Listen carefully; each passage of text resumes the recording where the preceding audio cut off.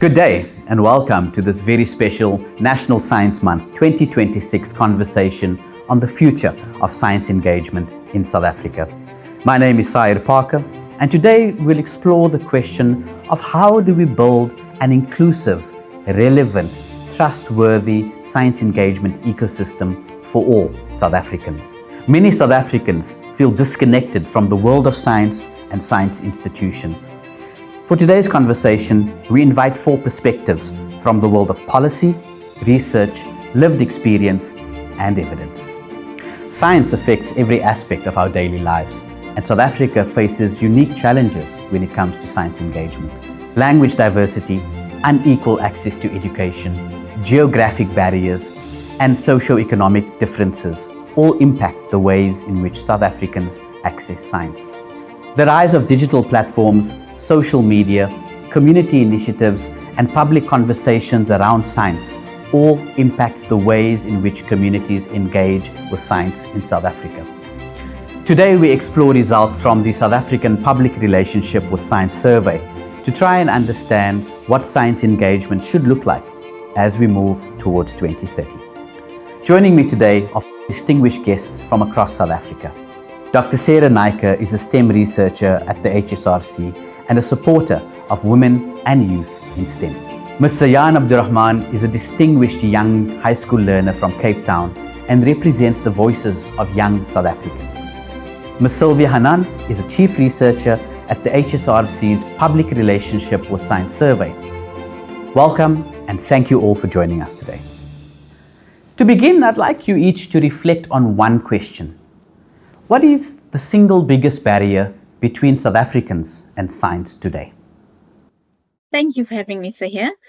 I think one of the biggest barriers is not necessarily a lack of interest in science.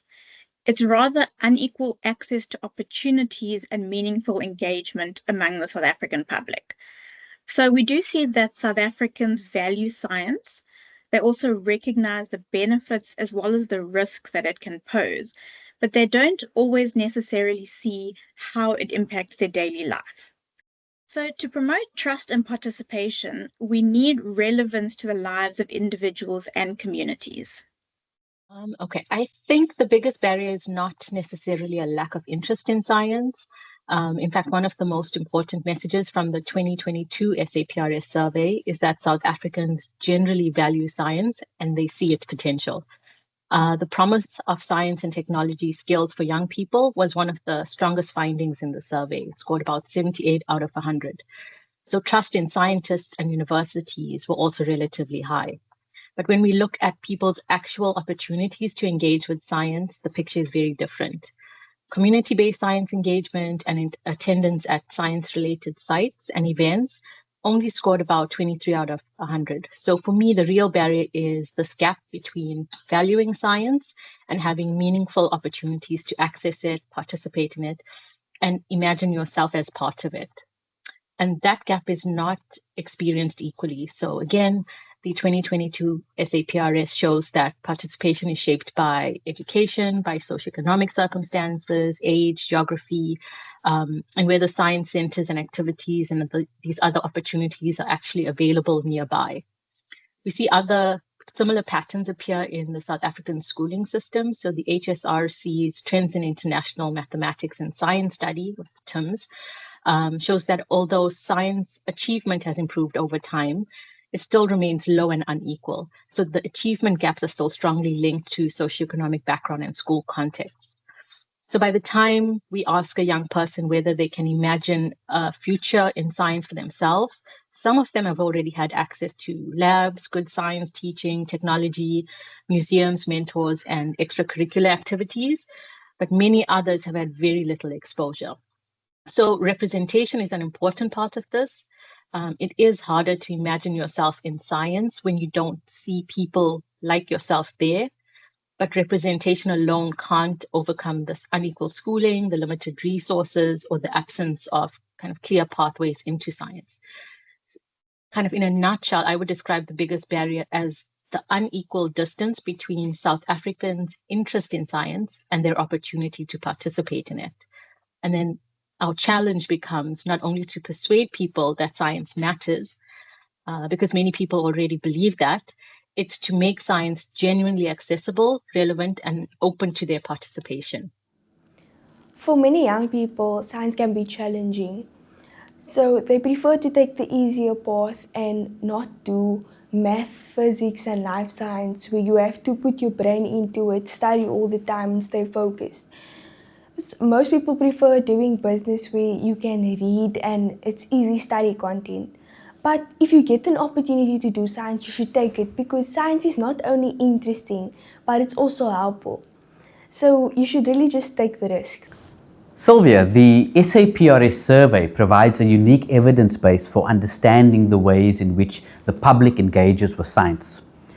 From your experience in the survey, what are the gaps between the ways in which scientists communicate and what the public actually wants from science engagement opportunities? I think it's important for us to talk a little bit about the background of the survey. So the 2019 White Paper on Science, Technology and Innovation mandated the development of a survey that would be conducted every 5 years in South Africa to investigate the public's knowledge, attitude and engagement with science and technology. The Department of Science, Technology and Innovation is responsible for the South African Public Relationship with Science survey, and the survey was conducted for the first time by the HSRC in 2022 through the South African Social Attitude Survey, which is a nationally representative survey. There were almost 6,000 respondents across the country from various backgrounds.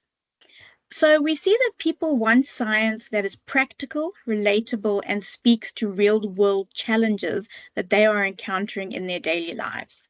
Citizens want to know how science affects issues that they see in their communities. For example, areas like jobs, health, safety, food security, and energy are important issues to the communities.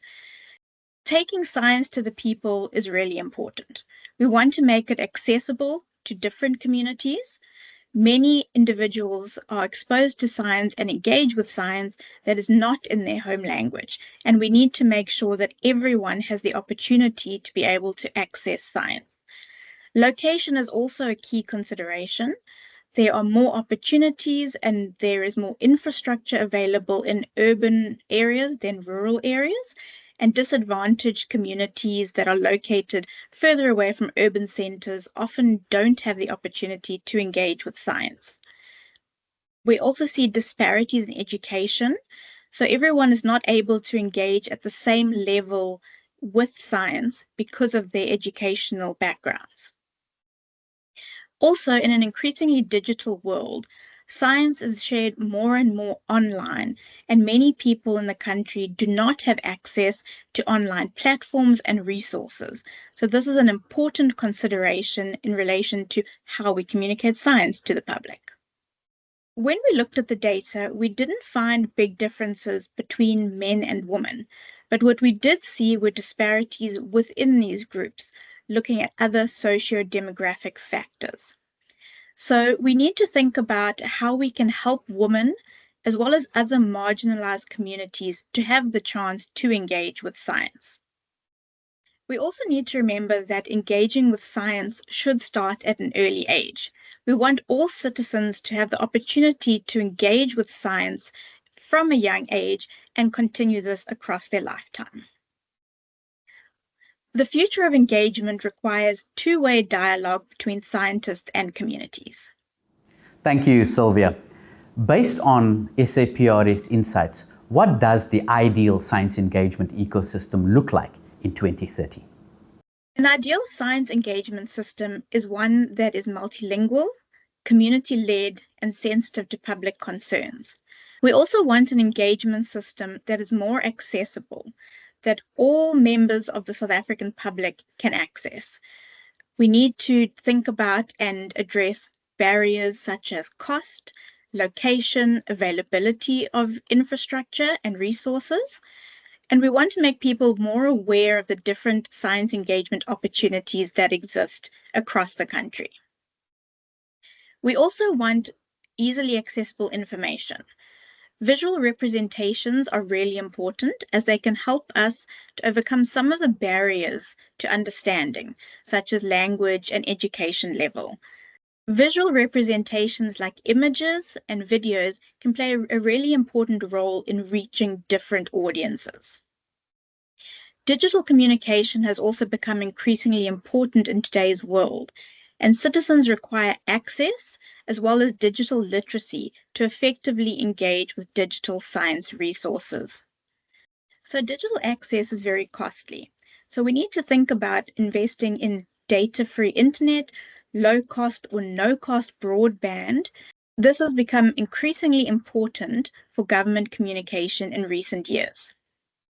And thinking about ways to increase access to digital science resources is particularly important for people who are outside of major metropolitan areas, as they often do not have the same level of access as those who live in these areas.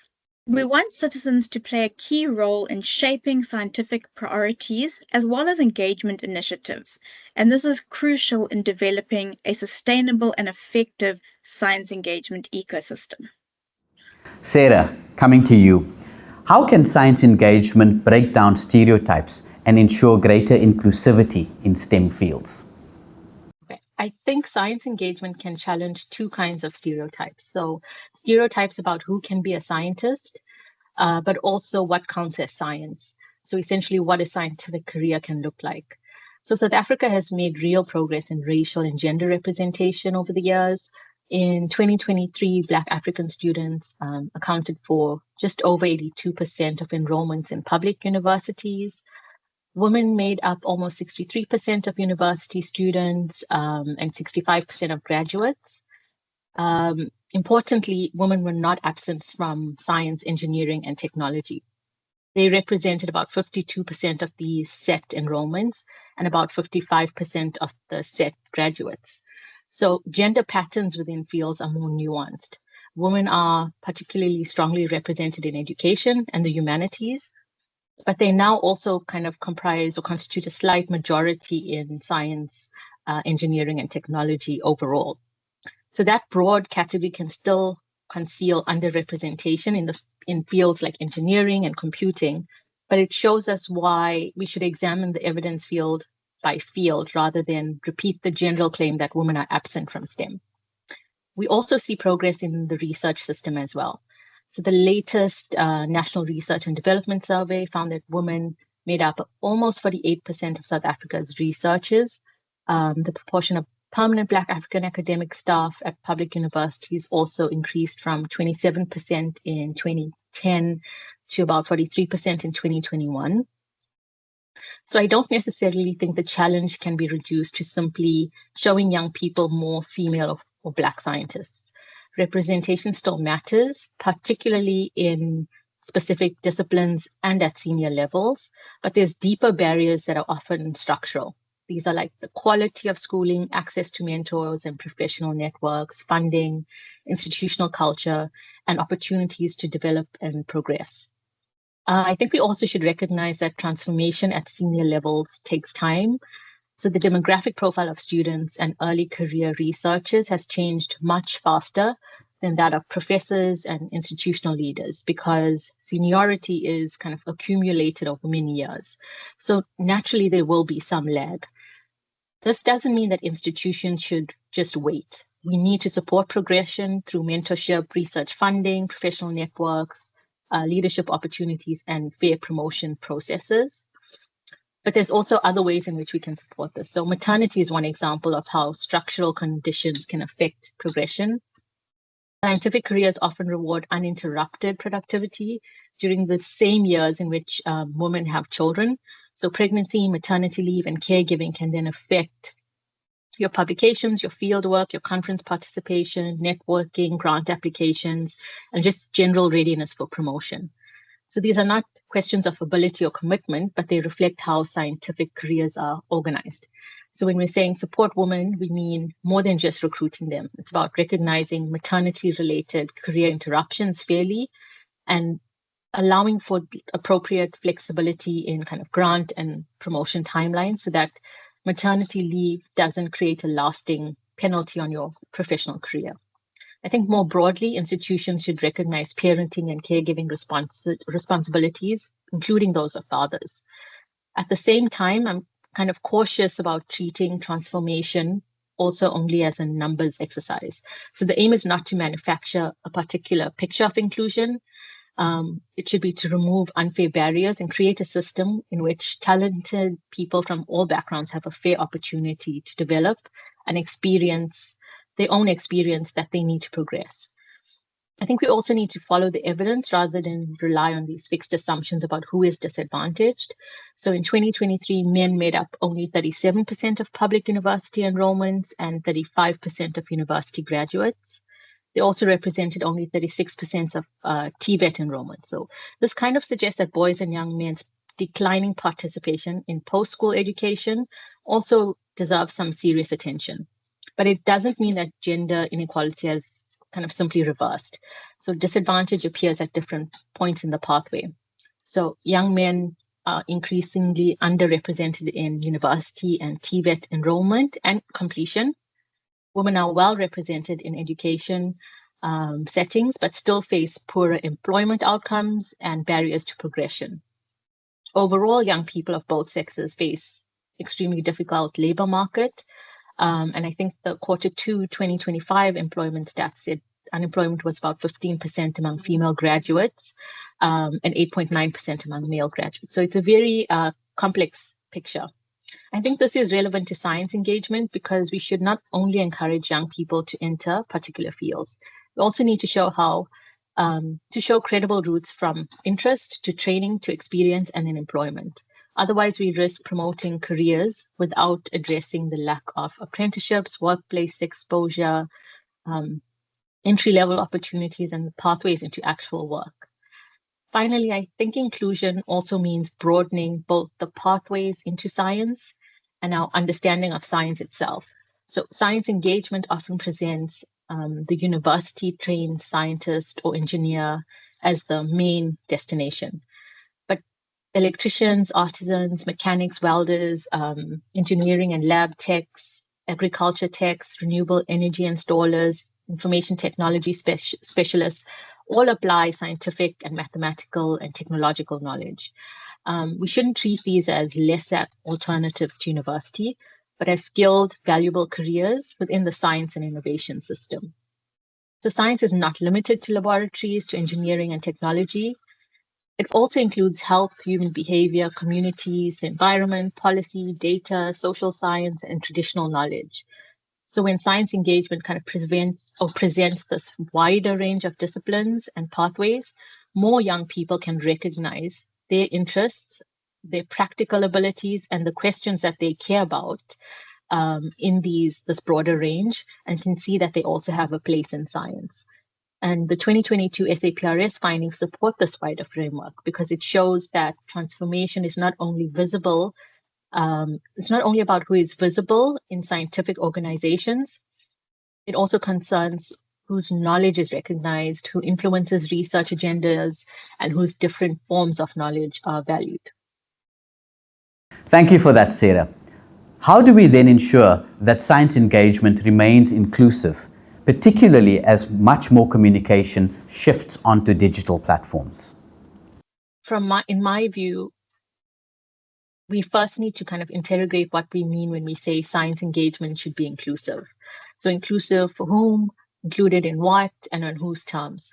So we often use the word as though the meaning of it is self-evident, but different people face different barriers. So digital engagement can create real opportunities for inclusion. It can reach people who live far away from universities, museums, science centers, and it can also make science more accessible to people with disabilities through captions, transcripts, screen readers, compatibility things, sign language interpretation, and just the general ability to participate remotely. It can also help people who have caregiving responsibilities or those who can't easily attend events in person. At the same time, digital engagement can exclude someone who has limited data, unreliable connectivity, they're sharing devices, if there's low digital confidence. So inclusion is not simply about choosing between digital and face-to-face engagement. It's about understanding what kind of combinations work for different groups of people. Again, the 2022 SAPRS findings kind of illustrate this, although 76% of South Africans reported some form of internet access. The access and patterns of use varied considerably. Only about 5% actively accessed high amounts of science and technology information. The survey also found that people had greater trust in science and technology news on television and radio than in information shared through social media or chat applications. So this tells us that putting scientific information online doesn't automatically mean that people will either encounter it, trust it, or feel that it speaks to them. So we can't only measure inclusion through reach. So a campaign can attract thousands of views, but still reproduce the same inequality in whose voices are heard. I think we need to ask who can access the content, who understands and relates to it, who has an opportunity to respond to it, and then whose questions help shape the engagement. But we should be still asking who is missing. I think this also places a responsibility on scientists and research institutions. We can't describe engagement as inclusive simply because we've uploaded a report or we've held a webinar or placed information on social media. So researchers are trained, scientists, researchers are trained to produce journal articles, conference papers, technical reports. Many are not trained to communicate with different audiences in ways that connect with their interests and realities. Especially for young people, this doesn't mean making everything shorter or moving it onto the newest platform. Young people are not one homogeneous audience. We need to be able to communicate clearly without being patronizing, using relevant examples, and involving young people themselves in deciding which questions and formats matter to them. I think the other part of the challenge lies with scientists and research institutions as a system. So the system rewards publications, grants, and rapid productivity, and meaningful engagement takes time. It requires listening, returning to communities, building trust, and sustaining relationships even after your project or your event has ended. And this is not incentivized in the way we do our work. So we need more than better technology. We need researchers and scientists need communication skills. We need partnerships with professional communicators and community organizations. We need these institutional recognition systems for engagement as part of scientific work. South Africa's own science engagement strategy calls for greater access, but also for public participation, stronger engagement capacity, and stable funding for sustained activity. So we've recognized this in at the national level. Again, the 2022 SAPRS recommendations also emphasize using multiple channels, creating content that relates to different people's lived experiences, and overcoming the structural barriers to participation. I think ultimately our digital engagement should complement rather than replace old school radio, schools, libraries, TVET colleges, community organizations, and other face-to-face interaction. Again, the 2022 SAPRS found that people tended to trust science information from television and radio more than information on social media. So an inclusive system needs a mix of platforms. We need to choose it around people, choose it around the people we're trying to reach rather than around whichever technology is the newest or the easiest. I think in a nutshell, inclusion is not only about expanding the audience for science, it's about expanding who can participate in the conversation and who can shape it. Zayaan, you recently have been a top performer at the South African Space Design Competition along with your colleagues, winning the South African leg of the competition and soon enough off on a plane to Orlando, Florida to compete in the global leg of this competition. You seem to know what young people would like from science, what they need to know about science, and where the sciences can benefit young people. Share with us some of your views about what young people need to know about science as we go towards the year 2030. I was recently given the opportunity to be a part of a job sharing program at Stellenbosch University, where I met many other young students who were interested in science.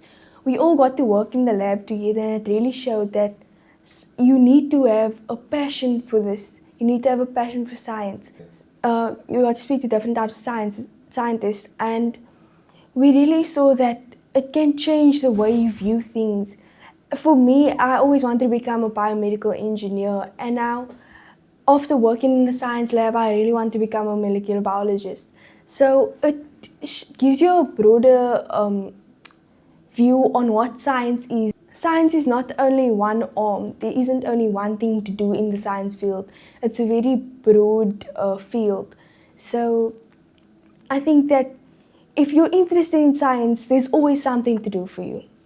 So Zayaan, you are going to be heading off to Kennedy quite soon, which is a tremendous honor. You also are a young person, which means you have grown up in a world that is digital, that engages science in a very different way to people that have come before you. What, in your view, is the way in which young people would like to encounter science as they move forward in life? So I think that, as I previously said, science is a very broad field. So there are a lot of options to choose from, and it should get more exposure through social media, like on TikTok and Instagram, where you're on every day. You should be able to see more science videos, because a scientist once told me that a 1-minute video has more effect on them than a 300-page book has. So it really is just about how you see science and where you see it. Because reading might not be interesting to you, but when you see that TikTok video about science and you're like, oh, this is cool, you learn something new every day, then you might be interested, like, maybe this is what I want to do someday. And that's where the social media plays a huge impact on how you get exposed to the science field. Thank you to all our panelists. Now, as National Science Week becomes National Science Month, I'd like for each of you to share one hope for what National Science Month could become over the next few years. So I've been involved in the National Science Month, what was previously National Science Week, for over 10 years at HSRC.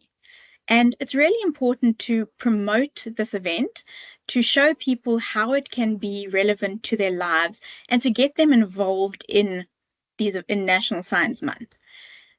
Interactive sessions that encourage engagement are something that we really need to aspire to, and we want to make these events inclusive so that all communities have the opportunity to engage with science. So I hope that National Science Month becomes a platform where all citizens can actively participate and have the chance to shape science engagement priorities for South Africa. I think my hope is that National Science Month includes more community-led activities. So communities, schools, and young people also have an opportunity to identify the questions that matter to them, and help shape how we explore those questions. And it could make National Science Month feel less like science being brought to communities and more like science being developed with them. I hope that National Science Month plays a huge role in how people view science. They need to see it as not only challenging, but they need to see it as relevant as well as interesting and interactive. They need to see that science is what makes up the world, and it can help with many different things. It's a very broad field with many different opportunities and options to choose from. For young women in STEM, I think science plays a huge role in what they want to do one day. Because at my job sharing program, they were mostly women, and it shows that they're interested in what they want to become. They're motivated to do what they want to do. I was also at WIPISA lunch, which is Women in Physical Sciences, and it showed me that when it comes to women, they're always motivated in what they want to do. They always set their mind to something and they always try to reach the goal. So I think that it plays a huge role in what you want to become one day as a woman, and you can really change the way younger people view things. Today's discussion highlighted several powerful themes. First, South Africans are interested in science, but engagement must become more relevant, more inclusive, and more accessible. Second, communication must move beyond simple information sharing towards creating meaningful dialogues between science and society. Third, representation matters, particularly for young people and women considering STEM career pathways. Fourth, policy, research institutions, and communities have a role to play in building trust and public participation in the sciences. And finally, the future of science engagement in South Africa depends on our ability to meet people where they are, in their languages, in their communities, and in all their digital spaces. As we celebrate National Science Month 2026, let us remember that science belongs to us all. On behalf of the HSRC, I'd like to thank all our panelists and you, our viewers, for joining us today. Until the next time, take care.